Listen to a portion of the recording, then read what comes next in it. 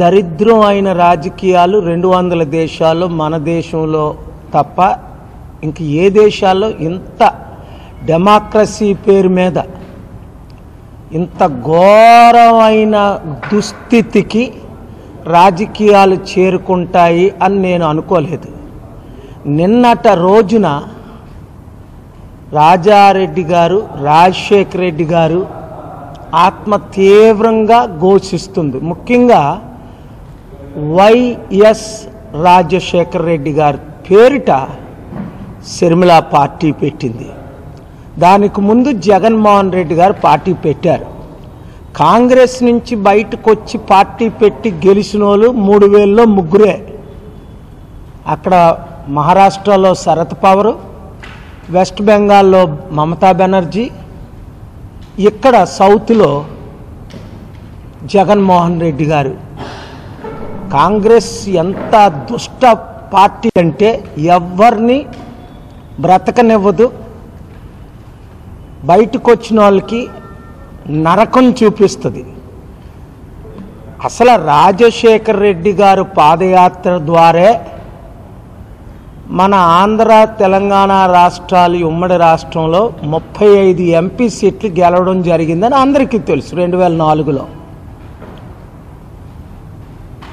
అలాంటిది ఆయన బ్రతికుంటుండగే నిత్య నరకం చూపించింది సోనియా గాంధీ. మరి ఆయన చనిపోయిన తర్వాతేనా వదిలిందా రాజశేఖర రెడ్డి గారిని సోనియా గాంధీ? ఆయన ఒక పెద్ద క్రిమినల్ లాగా, ఒక పెద్ద నరహంతకుడిలాగా, ఒక పెద్ద మోసగాడిలాగా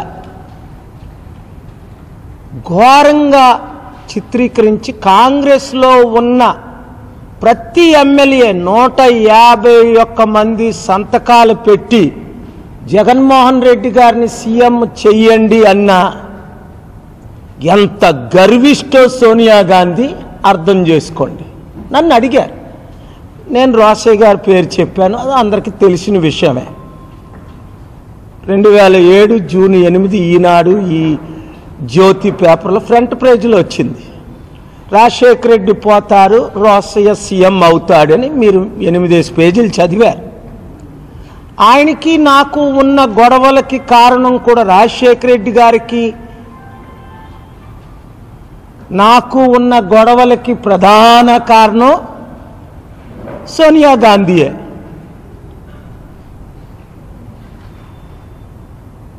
ఆయన కాళ్ళ పట్టుకున్నాడు, వెళ్ళి పట్టించుకోలే. మనం చూసాం కదా, రేవంత్ రెడ్డి వాళ్ళ భార్య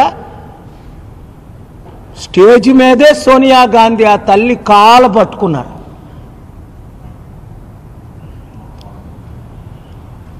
ఈవిడ పాదపూజ చేయించుకుంటుంది. అందుకే కిరణ్ కుమార్ రెడ్డి ముఖ్యమంత్రిగా పాదపూజ చేశాడు. ముఖ్యమంత్రి అయిపోగానే బీజేపీలో చేరిపోయాడు.